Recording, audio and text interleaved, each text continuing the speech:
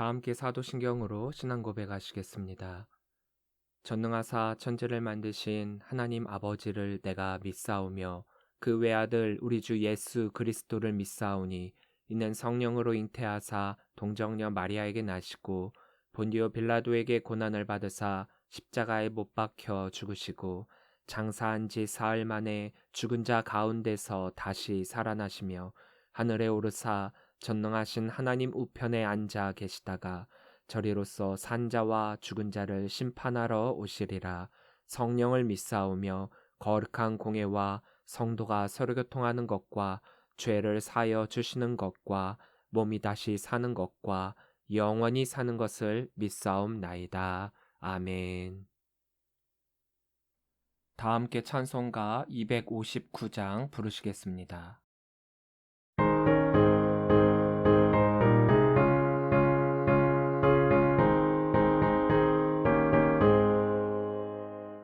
십자가에 흘린 피로써 그대는 씻기어 있는가.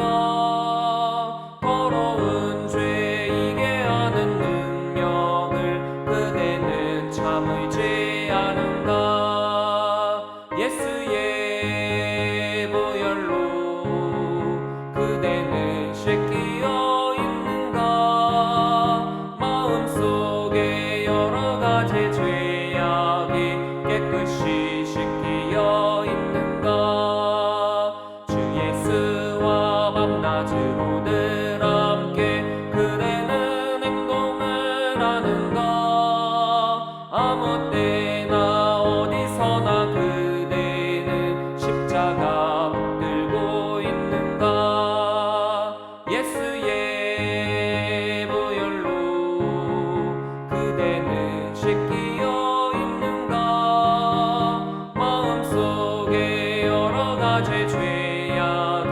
깨끗이 씻기어 있는가. 주님 예수 다시 올 때 그대는 영접할 예복이 있는가. 그대 몸은 거룩한 곳 천국에 들어갈 준비가 됐는가. 예수의 보혈로 그대는 씻기어 죄악이 깨끗이 씻기어 있는가. 모든 죄에 더러워진 예복을 주 앞에 지금 다 벗어서 샘물같이 솟아나는 보혈로 눈보다 더 이게 씻으라. 예수의 보혈로 그대는 씻기어 있는가.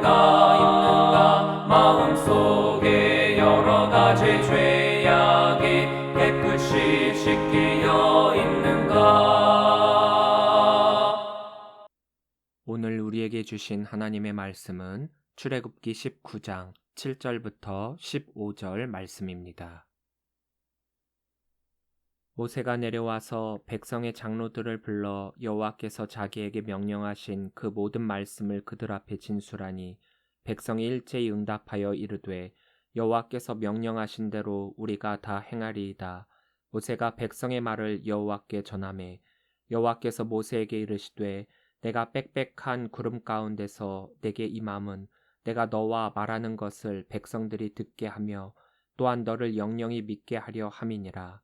모세가 백성의 말을 여호와께 아뢰었으므로 여호와께서 모세에게 이르시되 너는 백성에게로 가서 오늘과 내일 그들을 성결하게 하며 그들에게 옷을 빨게 하고 준비하게 하여 셋째 날을 기다리게 하라.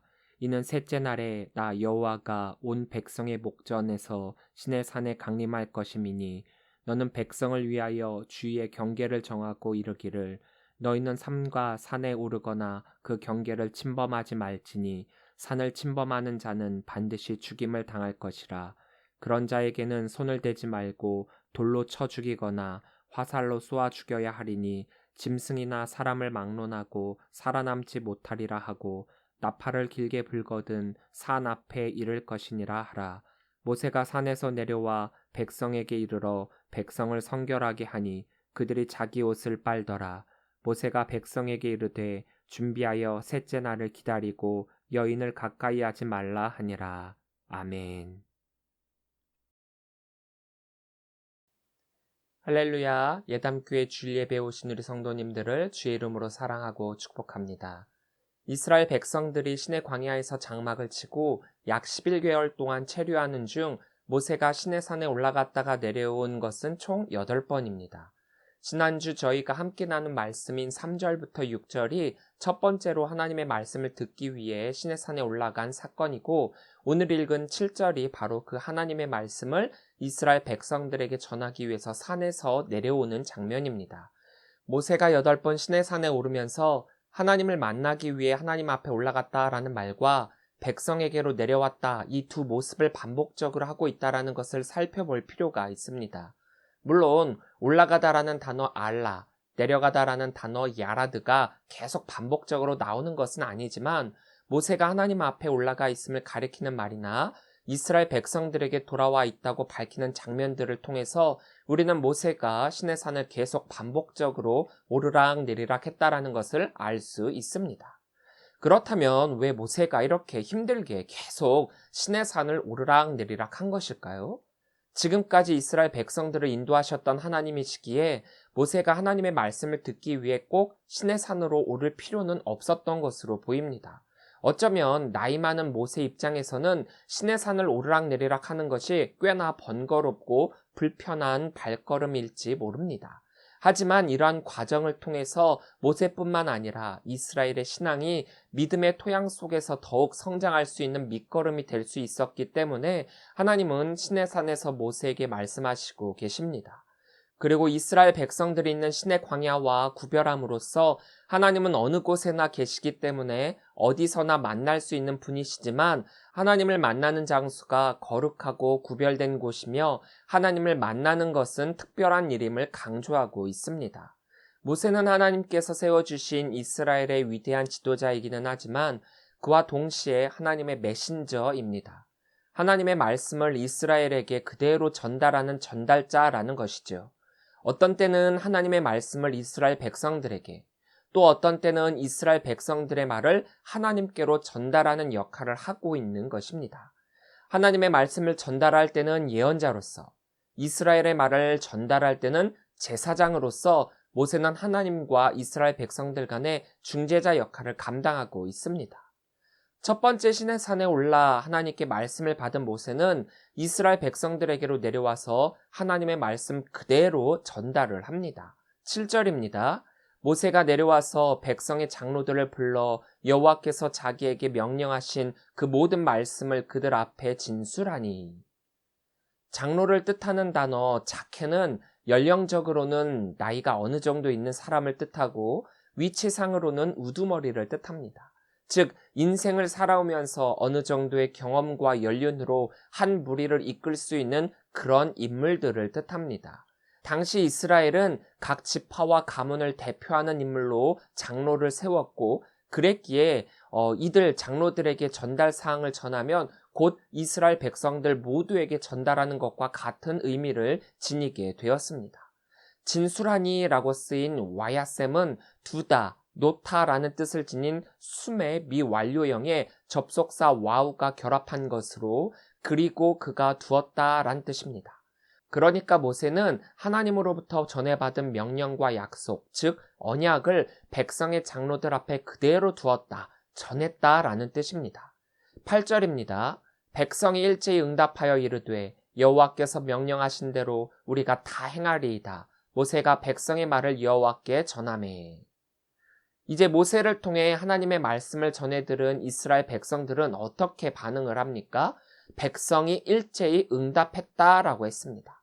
개역개정판에는 모든이라는 뜻의 히브리어 콜이 번역되지는 않았지만 일제히라고 번역된 야흐다우와 짝을 이루어 예외 없이 모두가 한 뜻, 한 마음, 한 목소리임을 강조하고 있습니다.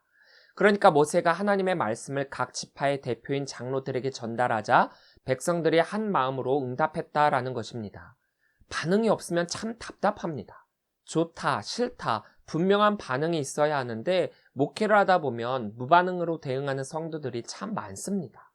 직접 만나거나 직접 통화로 얘기를 해서 전달을 할 수 있으면 좋은데 요즘처럼 코로나19로 인해서 신방을 제대로 할 수 없으니 단체 문자나 단체 톡으로 전달을 할 일이 많아졌습니다. 물론 개개인이 속해 있는 단톡방이 많아서 그럴 수도 있겠지만 분명 전달을 했는데 확인을 하지 않은 채 연락을 못 받았다라고 따지는 경우도 있고 확인은 했지만 그것에 대해서 알았다, 싫다, 아니다 뭐 이런 반응이 있어야 하는데 아무런 반응을 하지 않고 있다가 펑크를 내는 경우도 있습니다. 세상 사람들에게는 그럴 수 있다라고 이해할 수 있지만 하나님의 말씀에 대해서는 절대로 무반응을 하시지 마시고 하나님이 말씀하시는 그 즉시 그에 합당한 반응을 꼭 하십시오. 물론 반응을 안 한다라고 해서 하나님이 모르시는 것은 아니시지만 우리가 하나님께 반응을 하는 것이 최소한의 예의입니다. 감사하게도 이스라엘 백성들은 하나님의 말씀을 듣고 곧바로 반응한 것과 동시에 그 말씀대로 다 행하기로 결단을 합니다. 앞에서 하나님께서 뭐라고 말씀하셨습니까? 이스라엘에게 말씀하신 그 언약의 내용이 무엇이었습니까? 5절에서 너희가 내 말을 잘 듣고 샤마, 내 언약을 지키면 샤마르, 나의 소유, 제사장 나라, 거룩한 백성이 된다고 했습니다. 즉 이스라엘 사람들은 샤마, 하나님의 말씀을 듣고 행하여 순종하고 샤마르, 그 언약을 지키겠다라는 결단을 한 것입니다. 여기에서도 모두 전부란 의미의 콜을 계속 사용하여 하나님의 말씀은 온 백성이 하나도 빠짐없이 다 지킬 것이라고 강조하고 있습니다. 제가 감리교 신학대학교에 입학하고 나서 교가를 듣게 되었는데 첫 느낌은 뭐 이렇지? 이게 뭐지? 라고 하는 그런 반응이었습니다.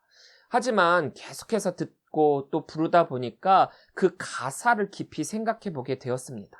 첫 가사는 이렇습니다. 광야에 소리치며 굽은 길 곱게 하니 그 이름은 예언자, 그 이름은 예언자. 목회자로 부름을 받고 이제 목사로서의 사명을 감당해야 하는 예비 목회자들에게 예언자라고 하고 있습니다. 하나님께 소명받고 하나님의 말씀을 대언하여 세상에 외친 믿음의 선조들을 우리는 선지자, 예언자라고 부르고 있습니다. 우리가 예언자라고 하면 미래의 일을 미리 알고 그 일을 알려주는 사람이라고 생각할 수 있습니다. 그러나 선지자나 예언자의 본연의 역할은 미래의 일을 알려주는 것이 아니라 하나님의 말씀을 정확히 그대로 전달하는 데 있습니다. 하나님께서는 앞으로 어떤 일이 일어날지에 대해서 선지자들에게 알려주시기는 하지만 대부분은 그 사건이 일어나지 않기를 바라시면서 회개를 촉구하시며 하셨던 말씀들입니다. 그러니까 미래에 일어날 사건 자체가 중요한 것이 아니라 그 뒤에 나오는 말, 회개하라, 돌이키라, 하나님의 말씀에 귀를 기울이라, 이 말씀이 더욱 중요하다라는 것입니다. 그럼에도 많은 사람들은 가장 중요한 이 말씀을 제쳐두고 그 앞에 말, 미래에 일어날 일에만 신경을 쓰고 그것에 대해서만 어떻게 라고 그렇게 하고 있습니다. 그리고 예언을 한다는 그 사람들조차 이 예언을 통해서 하나님의 말씀을 제대로 전하려 하기보다 개인의 이득을 취하려 하고 있죠. 진정한 예언자는 하나님의 말씀을 그대로 전하는 자입니다. 교회에서 목사님들이 설교를 하는 목적은 자신의 생각이나 정치, 경제 같은 세상 이야기를 하는 것이 아니라 오로지 하나님의 말씀을 성도들에게 전하는 데 있습니다. 말씀을 묵상하고 영적으로 깨어 그 말씀을 주신 하나님으로부터 영감을 받아 성도들에게 그 말씀을 깨달을 수 있도록 전달하는 메신저의 역할이라는 것입니다. 하지만 때로는 많은 목회자들이 이것을 망각한 채 하나님의 말씀보다도 자신의 말을 전할 때가 많이 있습니다. 위대한 지도자 모세조차도 하나님의 말씀을 전달하는 역할이 아닌 자신의 생각과 뜻을 백성들에게 화풀이했을 때 어떤 일이 일어났었는지에 대해서 우리는 생각해 봐야 합니다. 또한 설교를 듣고 있는 성도들 입장에서도 하나님의 말씀이 아닌 목사의 사견으로의 설교를 듣게 된다면 세상의 지혜자의 말을 듣는 것과 뭐가 다르겠습니까? 하나님의 말씀을 듣기 위해 교회에 오는 것이지 다른 지식을 쌓기 위해 교회에 오는 것이 아닙니다. 그리고 성도들도 영적으로 깨어 있다면 목사님들의 설교가 하나님의 말씀인지 목사의 말인지 분별할 수 있습니다. 그렇게 설교를 들을 때 분별하여 듣는다면 실망할 필요도 없습니다. 그럼에도 불구하고 그 설교 가운데 우리들에게 주시는 하나님의 말씀을 들을 수 있기 때문입니다. 그렇게 중요한 것은 말씀을 전하는 목사님들도 말씀을 듣는 성도들도 영적으로 깨어 있어야 한다는 것입니다. 그런데 어떤 성도들은 귀가 닫혀서 오늘 우리 목사님이 어떤 설교를 하는지 한번 들어나 볼까라고 하면서 판단하려고 하는 성도들도 있습니다.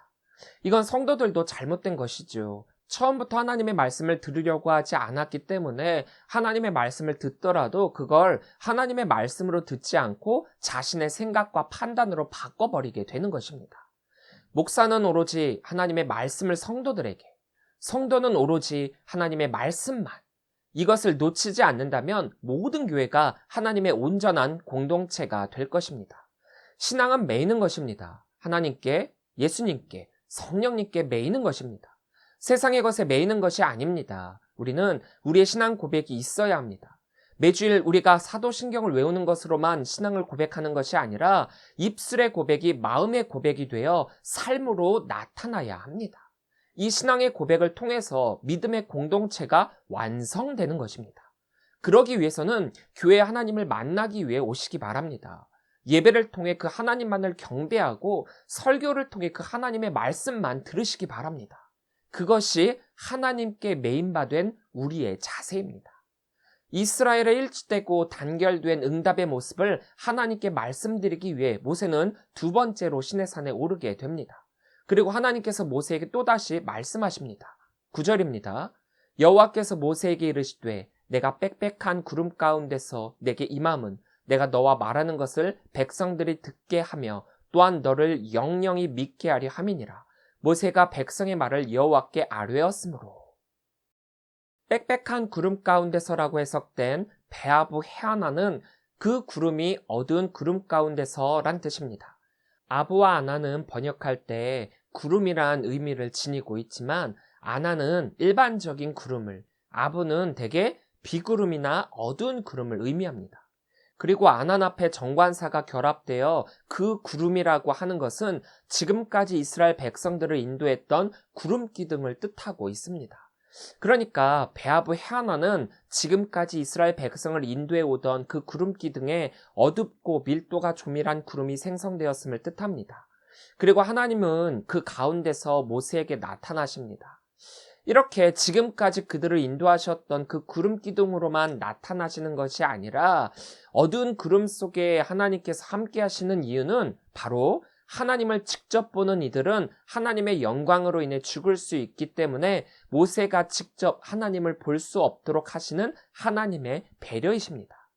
하나님은 이렇게 베아부 해안안으로 모세 앞에 나타난 이유와 목적을 말씀하시는데 그것은 바로 모세가 하나님과 이스라엘 백성들 간의 중재자로서 모세의 권위를 확립시키기 위함이었습니다. 하나님께서 직접 모세와 대면하시며 그 말씀을 전달하는 장면을 이스라엘 백성들이 보게 함으로써 모세의 권위를 높여 더 힘을 실어 백성들로 하여금 모세의 말을 더욱 믿을 수 있도록 하시는 것입니다. 믿게 하려에 해당하는 야미누는 아만의 히피령인데 아만이 히피령으로 쓰일 때의 의미는 의지하다, 신앙하다란 뜻이 있습니다. 문맥상으로 보면 이스라엘 백성들이 모세를 믿게 하려 한다는 의미로 볼 수 있지만 정확하게는 하나님의 말씀을 전달하는 모세를 믿게 하려는 것보다 모세가 전달하는 하나님을 믿게 하려는 것입니다. 즉 이스라엘의 신앙의 대상은 하나님임을 강조하고 있습니다. 영영이로 번역된 레올람은 깊이 숨겨진 상, 알려지지 않은 시간, 감춰진 오랜 시간, 영원, 영구 등의 의미를 가지고 있는데 믿기는 믿는데 잠깐 믿는 것으로 그치는 것이 아니라 앞으로 영원히 믿어야 하는 것임을 강조하고 있습니다. 그것은 지금 모세와 동시대에 살고 있는 사람들뿐만 아니라 그 후손들에게까지 말입니다. 이 시점에서 하나님께서 이렇게까지 하시는 까닭은 지금부터가 엄청 중요하기 때문입니다. 모세의 권위를 높이고 이스라엘로 하여금 믿게끔 하는 것은 앞으로 하나님께서 모세를 통해서 주실 율법과 규례는 전능하신 하나님께서 직접 모세를 통해 이스라엘 백성들에게 주시는 반드시 지켜야 할 것이기 때문입니다.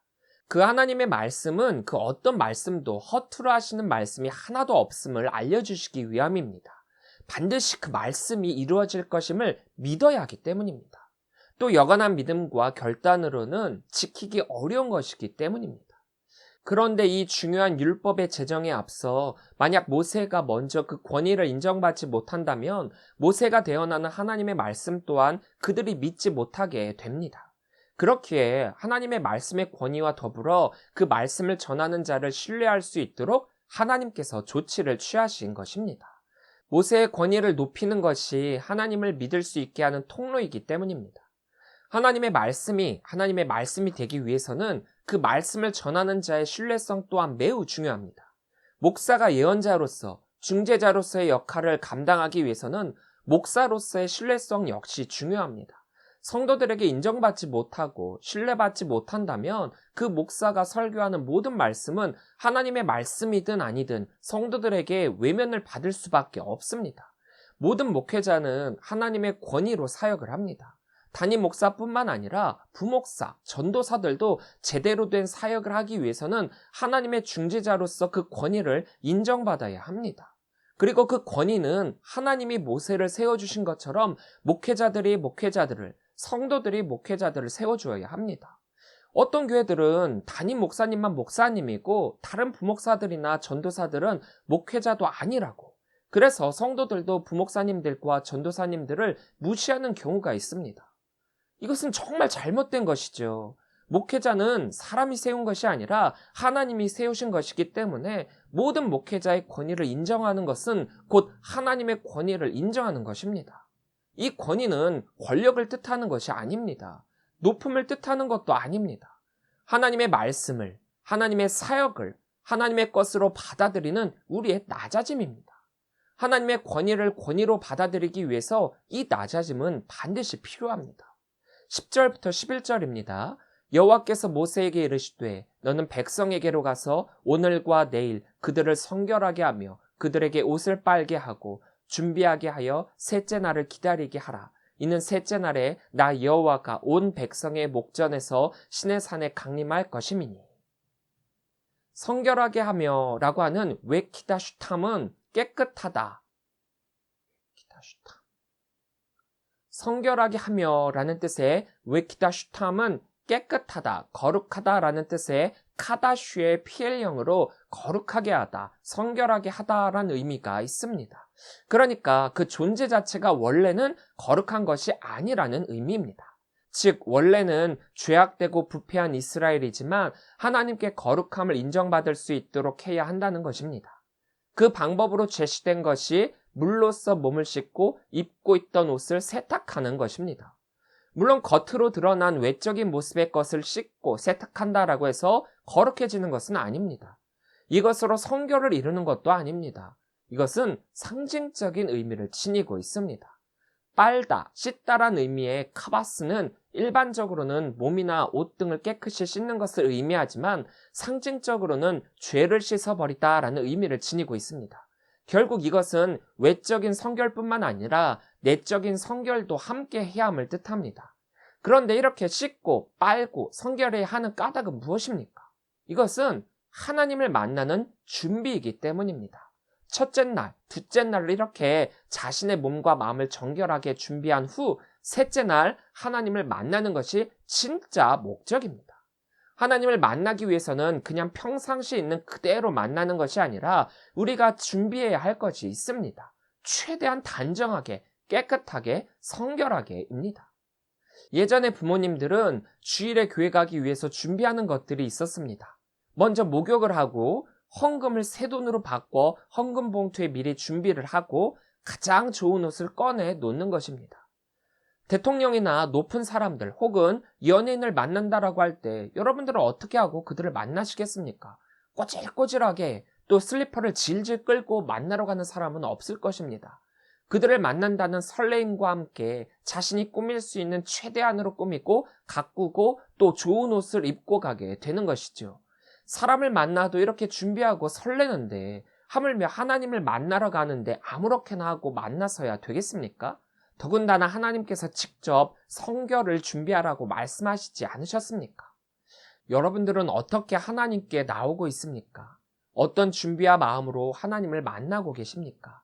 어떤 태도로 교회에 나와 예배를 하고 있습니까? 하나님께 나온다는 것은 대통령을 만난다라는 것과는 비교도 할 수 없는 대단한 영광이고 자랑입니다. 누군가가 유명한 사람을 만나고 나면 그들과 사진을 찍고 그 사진을 자랑스럽게 벽에 걸어놓지 않습니까? 그런 자랑보다도 더 큰 자랑입니다. 우리도 하나님을 만나기 위해 철저한 준비를 해야 합니다.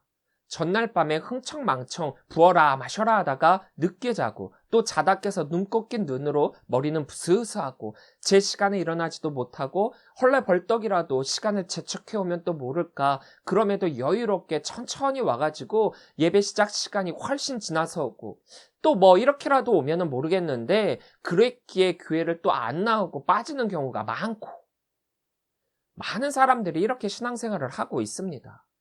교회 학교도 굉장히 심각합니다. 교회 나오지 않은 아이들과 연락을 해보면 교회 나오기 위해 전날 일찍 자는 것이 아니라 밤 늦게까지 유튜브나 게임 같은 것들을 하기 위해서 스마트폰을 만지작거리면서 아침에는 못 일어나 교회 못 나왔다라고 하는 아이들이 꽤나 많이 있습니다. 전화로 깨워준다라고 해도 아예 전화를 받지를 않습니다. 그들 스스로가 알면서도 하나님을 만난다라는 것이 어떤 의미인지 모른 채 하나님을 만나는 것보다 스마트폰 만지는 것이 더 좋기 때문에 그들이 그런 선택을 하는 것입니다. 참 안타깝죠. 하나님을 만난다는 것은 철저한 준비가 필요합니다. 물론 외적인 것이 크게 중요하진 않습니다. 구약의 정결법 같은 것들이 우리들에게 동일하게 적용되는 것은 아닙니다. 왜냐하면 우리는 예수 그리스도의 보혈의 피로써 거듭났기 때문입니다. 죄의 문제는 예수의 피로써 해결받았지만 그럼에도 우리가 죄인이었음을 깨닫고 다시 죄인의 자리에 가지 않도록 늘 성결을 유지해야 합니다. 그리고 더불어 외적인 모습 역시도 최대한 단정한 모습으로 하나님을 만나야 됩니다. 14절부터 15절입니다. 모세가 산에서 내려와 백성에게 이르러 백성을 성결하게 하니 그들이 자기 옷을 빨더라. 모세가 백성에게 이르되 준비하여 셋째 날을 기다리고 여인을 가까이 하지 말라 하니라. 하나님의 두 번째 이 말씀을 받은 모세는 다시금 이스라엘 백성들에게 전하기 위해서 시내산을 내려가게 됩니다. 그리고 이번 또한 메신저의 역할로서 하나님의 말씀을 그대로 이스라엘 백성들에게 전합니다. 이번에도 이스라엘 백성들은 하나님의 말씀에 즉각적으로 반응하여 성결로서 하나님을 만날 준비를 합니다. 셋째 날 하나님을 만나기 위해서 그들이 할 수 있는 최대한의 성결로 준비를 합니다. 사랑하는 성도 여러분, 여러분들은 어떠한 모습과 마음으로 하나님 앞에 나오고 있습니까? 거룩하신 하나님을 만나기 전 우리 역시 거룩으로 성결함으로 준비해야 합니다. 우리 스스로는 절대로 거룩하지도 성결하지도 않지만 하나님께서 우리를 거룩하게 만들어 주십니다. 예수 그리스도의 피 보혈로 말입니다. 예수님으로 말미암아 거룩하게 되고 성결하게 됨으로써 죄인의 자리에서 의인으로 신분 변화를 했으니 얼마나 감사한 일입니까? 그런데 신분이 변했다라고 해서 막 살아서는 안 됩니다. 이 성결의 모습을 항상 준비하십시오. 예수님께서 말씀하신 그때가 언제인지 우리는 알 수가 없습니다. 알면 그때가 닥쳐서라도 준비할 수 있겠지만 언제인지 모르기 때문에 우리는 항상 미리 준비해야 합니다. 준비된 자만이 그 천국에 들어갈 수 있습니다. 혼인잔치가 있는 것을 뻔히 알고는 있었지만 미리미리 준비하지 못해서 혼인잔치에 들어가지 못한 어리석은 다섯 처녀가 바로 내가 될 수가 있습니다. 깨어 그날을 준비하고 기다리는 성도들이 되시길 바랍니다. 우리의 준비된 모습과 마음으로 하나님께 나아간다면 신실하신 하나님께서 우리들에게 참된 안식과 기쁨을 누리게 하여 주실 것입니다. 준비된 모습으로 주님의 보좌 앞으로 나아가 거룩한 하나님 나라 백성이 되시는 우리 귀한 성도들이 되시기를 주님의 이름으로 간절히 축원합니다.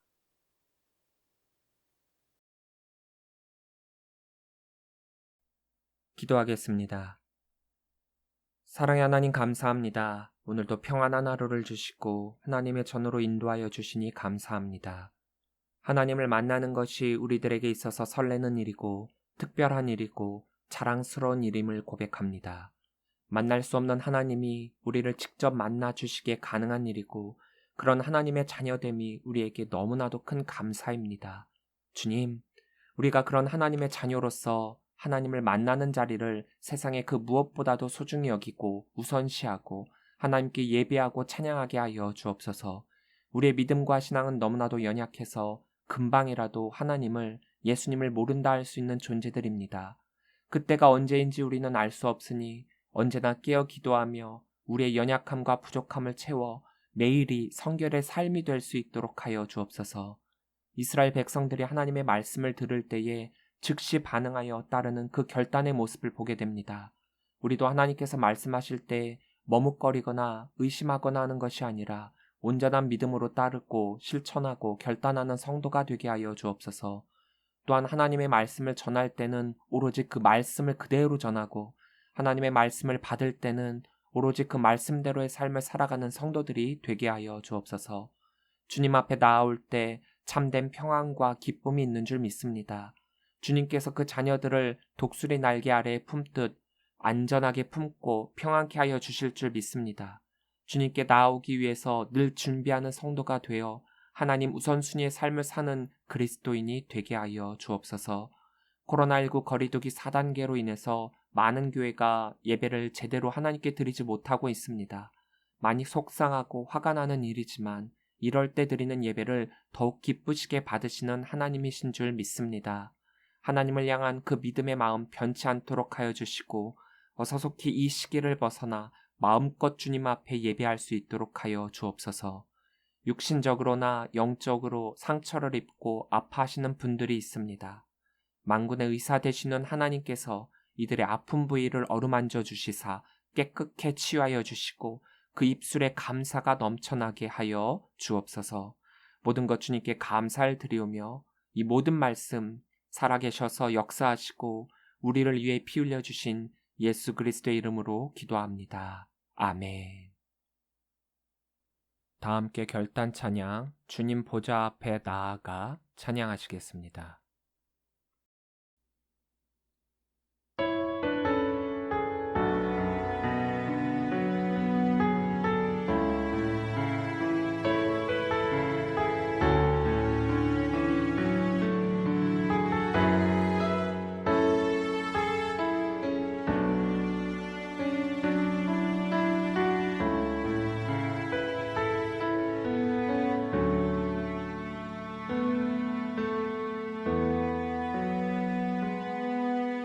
주님 보좌 앞에 나아가 참된 안식과 기쁨 나 누리겠네.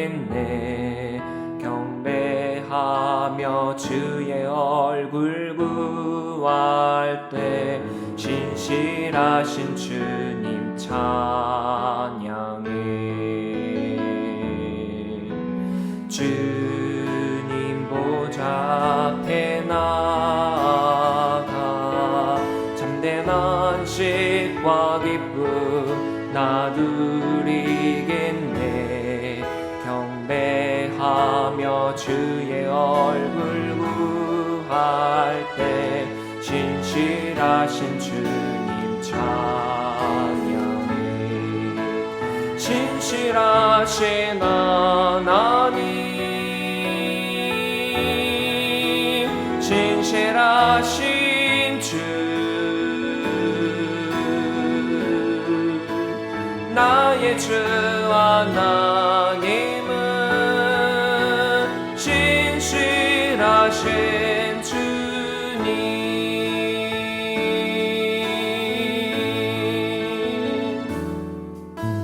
기도 들으시는 하나님,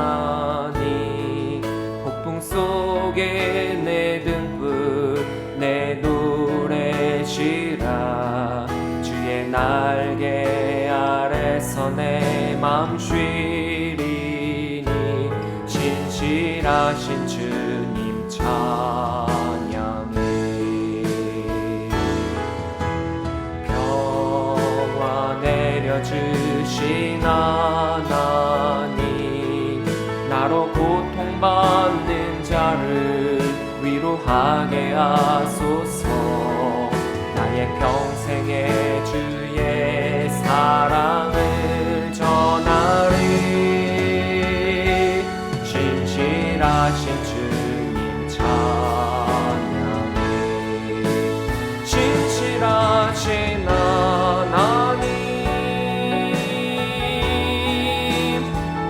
신실하신 주 나의 주 하나님은 신실하신 주님 신실하신 하나님 신실하신 주 나의 주 하나님은 신실하신 주님 신실하신 하나님 신실하신 주 나의 주 하나님은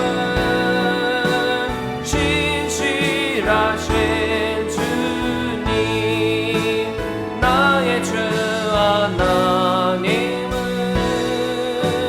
신실하신 주님